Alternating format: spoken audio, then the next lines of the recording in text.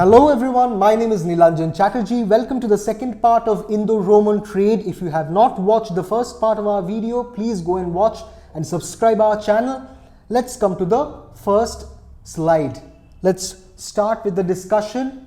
First point is Western Indian ports, gateways to the empires. Okay, first port that is most important is Bari Gaza. Okay, Bari Gaza, which is also known as Bharuch, okay, located near the mouth of the Narmada river in Gujarat. Bari Gaza was described in the Periplus of the Erythraean Sea as a great and celebrated emporium. Okay, a great and celebrated emporium. It served as a funnel through which goods from the interior, especially from Ujjain, Nasik and Paitan, okay, reached the Roman markets.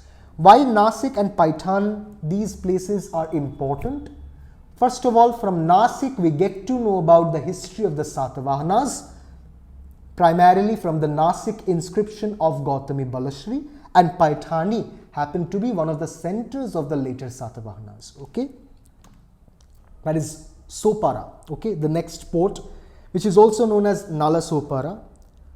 This secondary port north of modern Mumbai was strategically positioned to capture trade from the Konkan coast and western Deccan, offering an alternative entry point for Roman merchants seeking diverse Indian goods. Okay, Nala Sopara was another important site. From the sources like Nanighat inscription of Naganika, which is another important source, Satavahana source, from which we get to know about the Roman, Indo-Roman trade, we get to know about this site as well.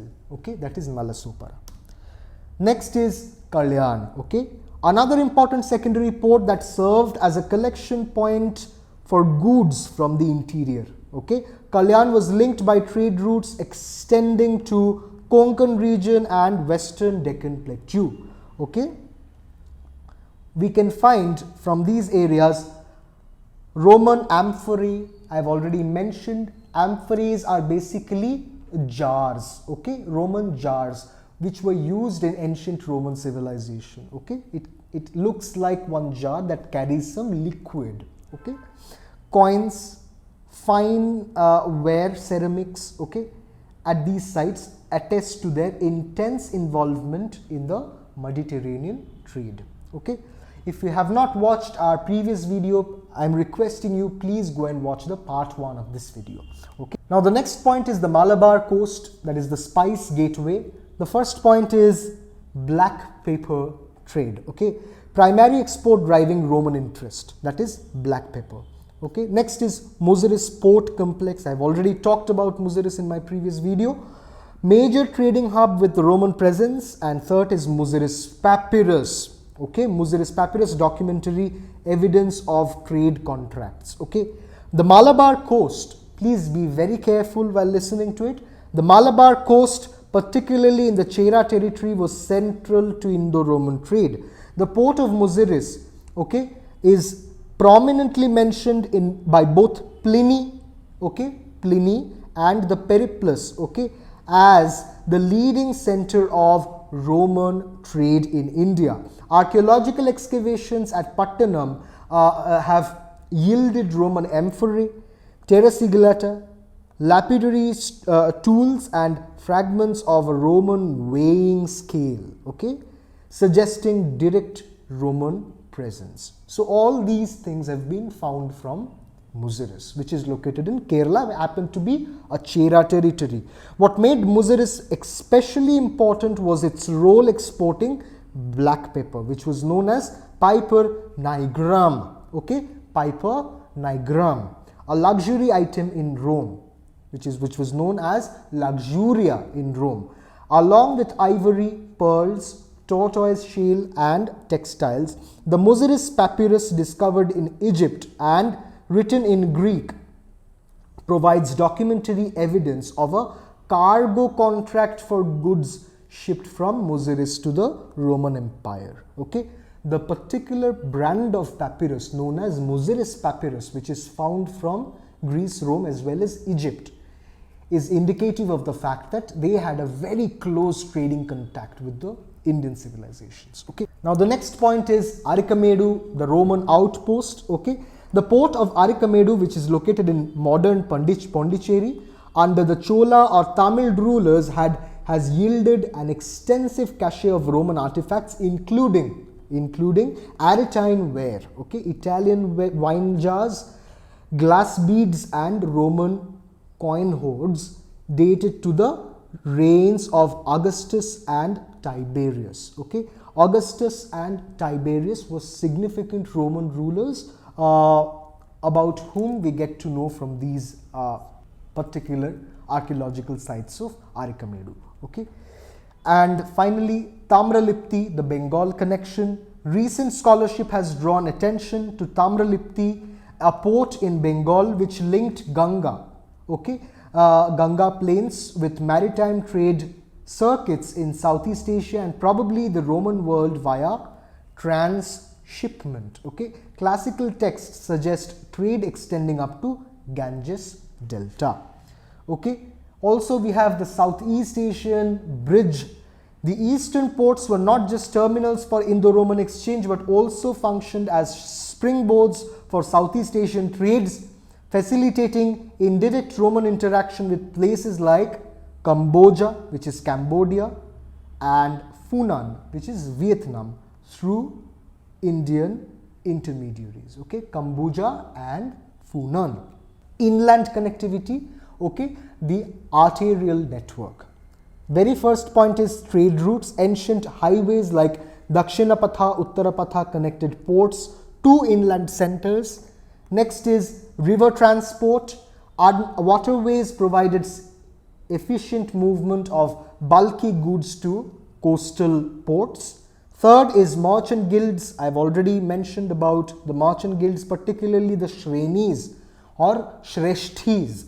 Shrenis or Shreshthis, one of the merchant guilds, organized caravans and negotiated with local authorities. Finally, taxation points. Okay, royal checkpoints collected duties that financed state activities. Okay, cities like Ujjain, Mathura, Takshila, Paitan, and Madurai became inland distribution centers for goods coming through coastal emporia. Okay, so now let's talk about Indian exports. Okay, luxury and necessity. First point is black pepper, described by Pliny the Elder as an essential luxury. This is a very important term. Okay, essential, on the other hand, luxury. Okay, in Roman cuisine and medicine, black pepper from the Malabar region was shipped in large quantities from Muziris and Nelsinda. Okay, Nelsinda. The periplus of the Erythraean Sea confirms that the pepper was the main reason for the high volume of Roman shipping to India. Okay. The next point is ivory and crafts. Okay, Indian craftsmen were renowned for their ivory carvings. Okay, some found in Pompeii, which was very important site of Rome. Similarly, pearls from the Gulf of Mannar, precious stones like beryl and garnet, cotton textiles and dyed fabrics and silks were sent westwards, commanding high prices in Roman markets. Okay. Third point is textile and dyes. Okay. Tamil Sangam literature and Roman texts mention that Indian textiles, especially those dyed in madder root and other fast colors, were highly coveted. Okay. And it had a very significant value in the Greco-Roman world. Textiles from Arakamedu and Kanchipuram formed part of extensive sartorial trade with the West. So trading of textiles and dyes from particularly Arakamedu and Kanchipuram region is visible, okay, in ancient. We've come to one of our final slides, that is the Roman imports, gold, wine and prestige. Okay, the very first point is 100 million sesterces. Okay, annual Roman gold drained to the east according to Pliny the Elder. Okay, that is 100 million sesterces was drained from Rome to India. Okay, 131 gold talents, value of single shipment in Muziris papyrus. Okay, and then finally 1000 Roman coins, okay, found in hoards across Indian subcontinent. In exchange for Indian luxury goods, Roman traders brought primarily gold and silver coinage, especially aurei and denarii of emperors such as Augustus, Tiberius, Nero, Trajan and Hadrian. Okay, these coins have been found in vast hoards across India, served both as currency as well as prestige items. Okay, so we have come to a very important and as well as very funny and interesting point, that is Pliny the Elder's lament. What is Pliny the Elder complaining about Indo-Roman trade? Let's have a look at it. Okay, India, China and the Arabian Peninsula take 100 million sesterces from our empire every year. So dearly do we pay for our luxury and our women. What does that mean? It means the Romans are basically draining their coins, okay, to India and Arabia and China. Okay, the Roman statesman, naturalist Pliny the Elder, writing in the 1st century CE, famously complained that India along with China and Arabia was draining Rome of its wealth. Okay, his lament reflects a deeper anxiety with the Roman world regarding economic dependence on Eastern luxuries, and an issue compounded by the fact that most exports to India were consumables or currency. Whatever Roman world is exporting to India is either consumable or in the form of currency, while imports from India were either luxury items, okay, with high resale value. Okay, this is very important. That is why these people like Pliny, they are complaining because of a drain of wealth, okay, of the Roman Empire. Now, coinage as cultural capital, that is our next point. The reception of Roman gold coins in India was not just economic, it had symbolic and cultural ramifications. In Tamilakam, Sangam poems describe Yavana gold flowing into royal courts and being worn by warriors and merchants alike.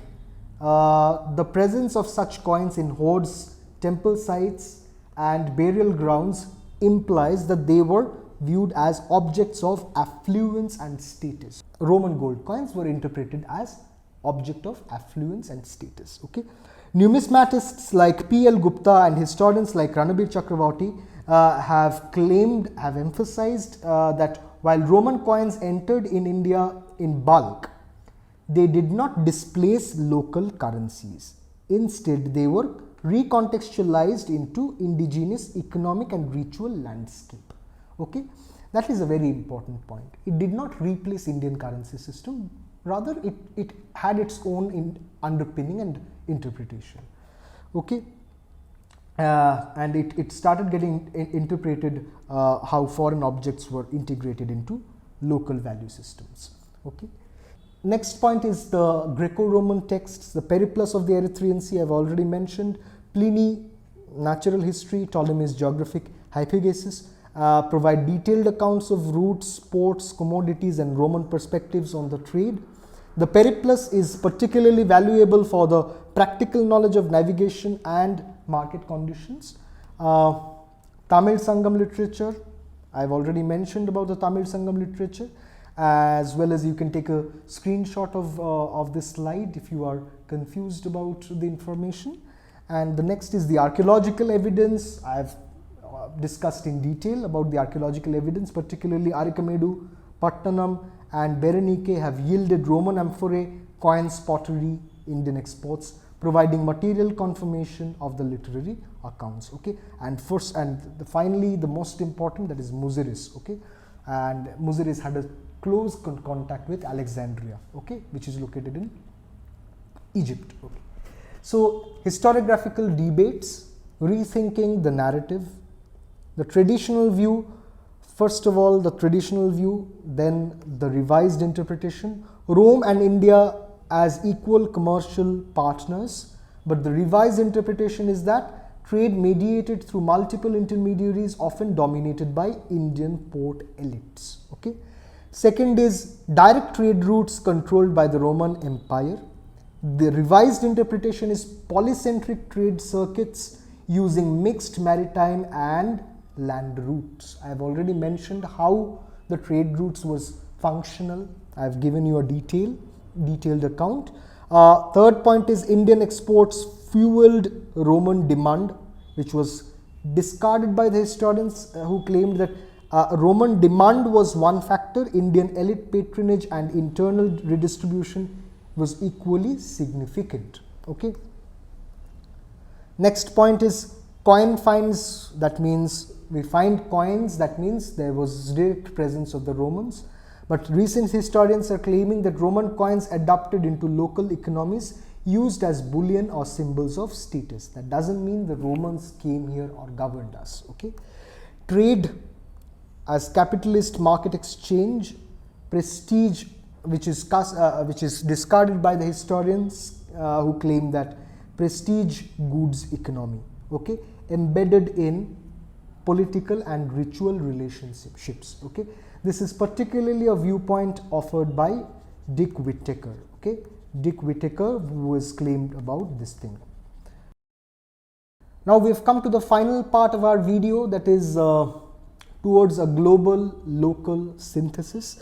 Contemporary historiography is increasingly moving toward a connected history framework that sees Indo-Roman trade not only as a bilateral relation but as a part of an early form of globalization within the Indian oceanic world. Okay. The perspective emphasizes the entanglement of trade with religion, especially the spread of Buddhism via merchants, and the importance of local agency, particularly Indian merchant guilds, temple economies and coastal kings. Thank you very much. This is it for today. Please stay tuned to our channel, watch our videos, subscribe us. Thank you. See you in the next one.